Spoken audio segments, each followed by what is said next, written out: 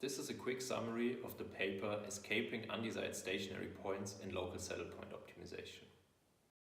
Here we consider the saddle point problem where we have an objective f that we want to minimize with respect to one set of parameters x and maximize with respect to another set of parameters y. Our only assumptions on the objective function are that f is smooth and also that the Hessian with respect to the individual parameter sets are non-degenerate matrices. So our goal is to find an optimal saddle point, which is characterized through these two inequalities.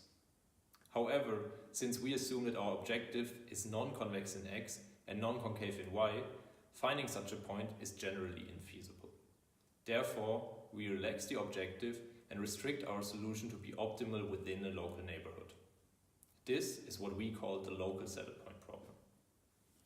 We have found such a local saddle point if the gradient is 0, there is no negative curvature in x direction and also no positive curvature in y direction.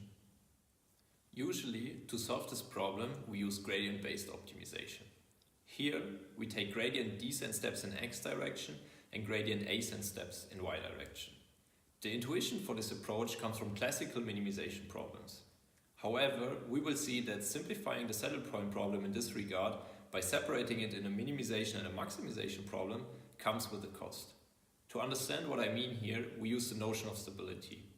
A stable stationary point of an optimization dynamic is a point to which we can converge with non-vanishing probability. So we would hope that only the solutions to our initial saddle point problem are stable stationary points of our chosen optimization scheme.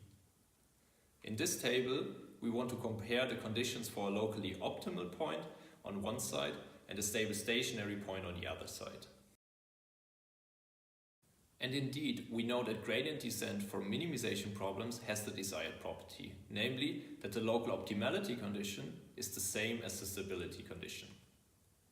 For saddle point problems, we have two local optimality conditions that require positive definiteness in x and negative definiteness in y.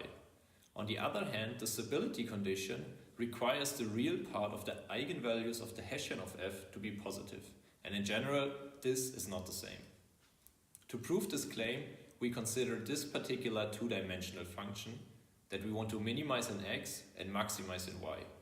We have three critical points here, for which the green one is the only saddle point. The other two are minima, so no solution to our problem. However, since the red point is also a stable stationary point to the gradient dynamics, we can find a starting point here such that we converge to the undesired minimum. Now the question is, how can we design an optimizer that escapes from these undesired stable points? Here we use a simple idea. If we have not yet found a point that is a local minimum in x, this means there is at least one negative eigendirection which we can exploit to escape this region.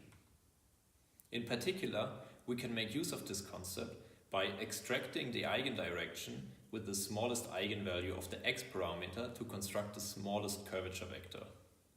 If the associated eigenvalue is positive, this means there is no negative curvature and the optimality condition in x direction is already met. So we can set our extreme curvature vector to 0. Otherwise, if we still have negative curvature, we extract the most negative eigendirection and scale it appropriately.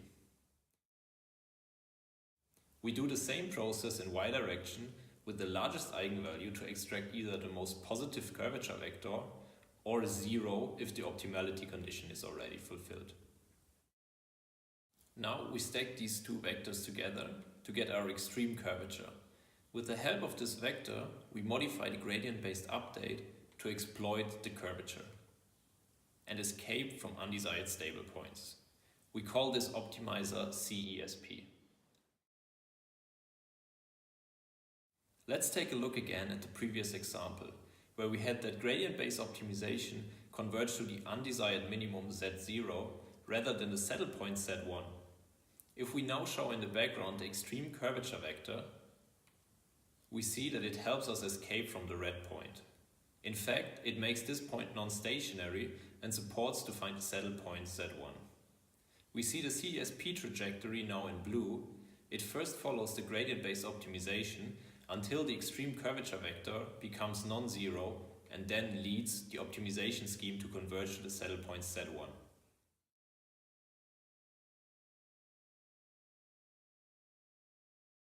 Let's quickly summarize the theoretical guarantees with Venn diagrams.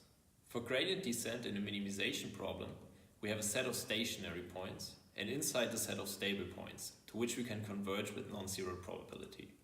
Since the set of local minima of our objective function is the same in this setting, we can be almost sure that if we converge, the scheme yields a solution to our local minimization problem. Now, if we apply gradient-based optimization to the saddle point problem, we see the following relation. We still have a set of stationary points and inside a set of stable points. However, the set of locally optimal saddle points is not the same.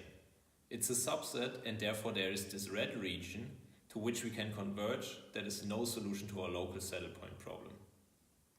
Our proposed CSP optimizer, on the other hand, exploits curvature to provably shrink down the set of stable points to the set of locally optimal solutions.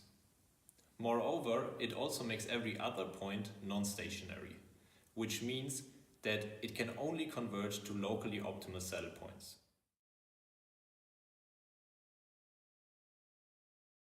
The CSP optimizer is not just theoretically appealing, but can also be used for real-world saddle point problems, as we also provide an efficient implementation with Hessian vector products and prove that the same theoretical guarantees also hold for adapted optimizer such as adagrad.